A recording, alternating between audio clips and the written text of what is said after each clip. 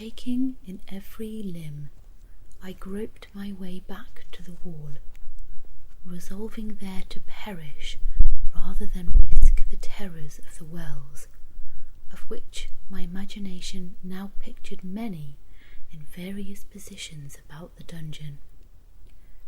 In other conditions of mind, I might have had courage to end my misery at once by a plunge into one of these abysses, but now I was the veriest of cowards. Neither could I forget what I had read of these pits, that the sudden extinction of life formed no part of their most horrible plan. Agitation of spirit kept me awake for many long hours, but at length I again slumbered. Upon arousing, I found by my side, as before, a loaf and a pitcher of water. A burning thirst consumed me, and I emptied the vessel at a draught. It must have been drugged, for scarcely had I drunk before I became irresistibly drowsy. A deep sleep fell upon me, a sleep like that of death. How long it lasted, of course, I know not, but when, once again, I unclosed my eyes, the objects around me were visible.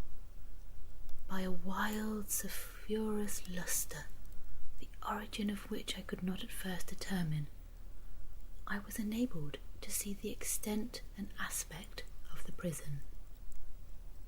In its size I had been greatly mistaken. The whole circuit of its walls did not exceed 25 yards. For some minutes this fact occasioned me a world of vain trouble. Vain indeed, for what could be of less importance under the terrible circumstances which environed me than the mere dimensions of my dungeon? But my soul took a wild interest in trifles, and I busied myself in endeavours to account for the error I had committed in my measurement. The truth at length flashed upon me. In my first attempt at exploration, I had counted 52 paces up to the period when I fell. I must then have been within a pace or two of the fragment of serge. In fact, I had nearly performed the circuit of the vault. I then slept, and upon awaking, I must have returned upon my steps, thus supposing the circuit nearly double what it actually was. My confusion of mind prevented me from observing that I began my tour with a wall to the left, and ended it with a wall to the right. I had been deceived, too, in respect to the shape of the enclosure. In feeling my way, I had found many angles, and thus deduced an idea of great irregularity. So potent is the effect of total darkness upon one arousing from lethargy or sleep. The angles were simply those of a few slight depressions or niches at odd intervals. The general shape of the prison was square. What I had taken for masonry seemed now to be iron or some other metal in huge plates, whose sutures or joints occasioned the depression. The entire surface of this metallic enclosure was rudely daubed in all the hideous and repulsive devices to which the charnel superstition of the monks had given rise.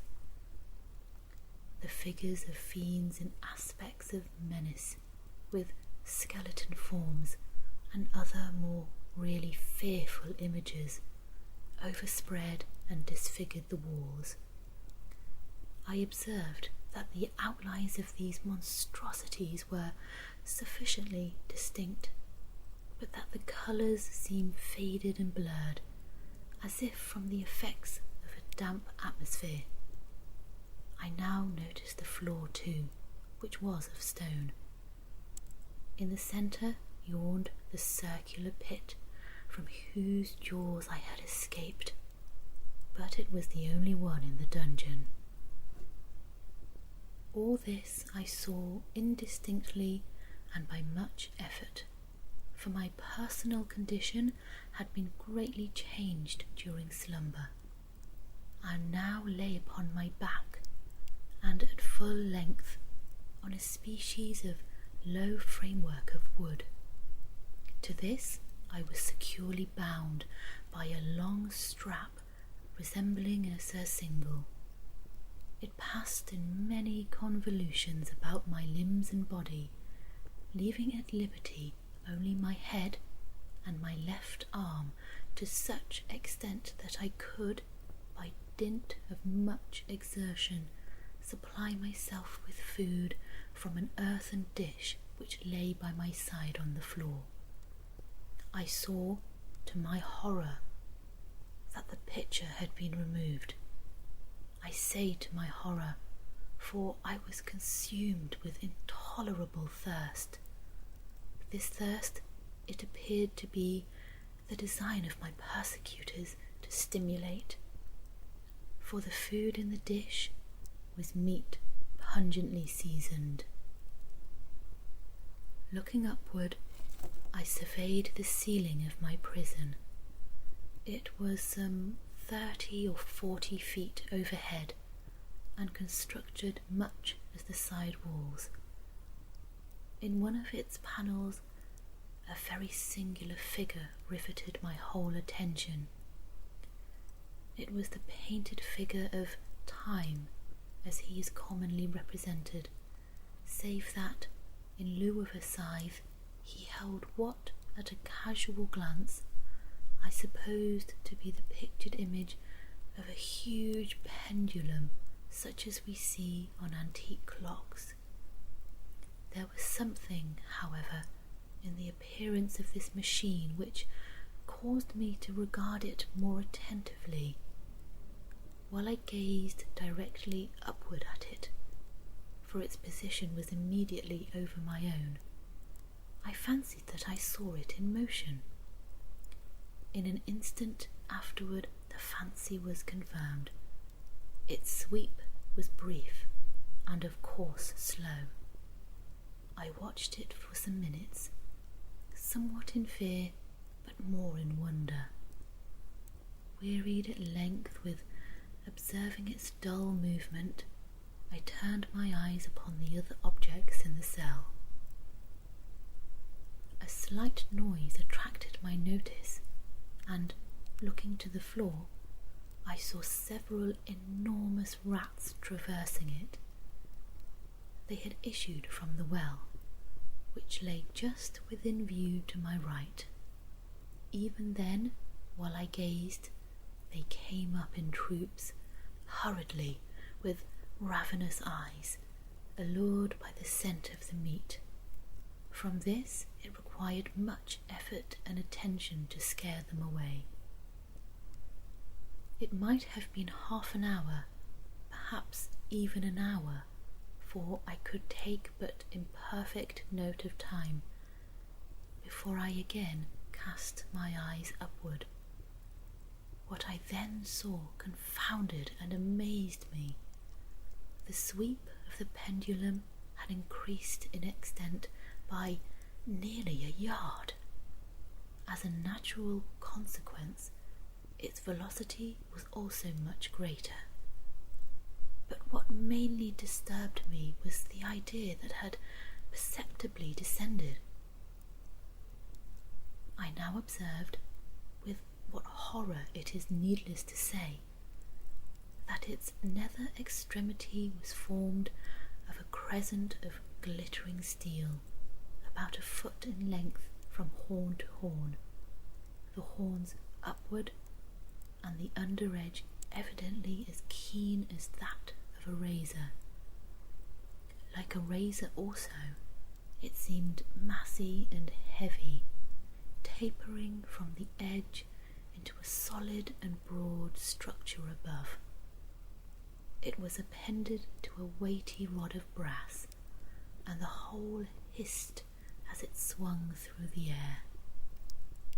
I could no longer doubt the doom prepared for me by monkish ingenuity in torture. My cognizance of the pit had become known to the inquisitorial agents, the pit whose horrors had been destined for so bold a recusant as myself, the pit typical of hell, and regarded by rumour as the ultima thule of all their punishments. The plunge into this pit I had avoided by the merest of accidents. I knew that surprise or entrapment into torment formed an important portion of all the grotesquerie of these dungeon deaths. Having failed to fall, it was no part of the demon plan to hurl me into the abyss, and thus, there being no alternative, a different and a milder destruction awaited me. Milder. I half smiled in my agony as I thought of such application of such a term.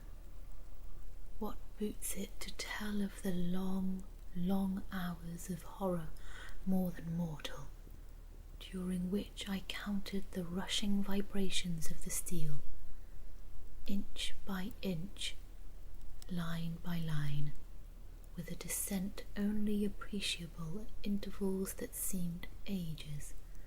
Down and still down it came. Days passed. It might have been that many days passed, ere it swept so closely over me as to fan me with its acrid breath. The odour of the sharp steel forced itself into my nostrils. I prayed. I wearied heaven with my prayer for its more speedy descent. I grew frantically mad, and struggled to force myself upward against the sweep of the fearful scimitar. And then I fell suddenly calm, and lay smiling at the glittering death, as a child at some rare bauble.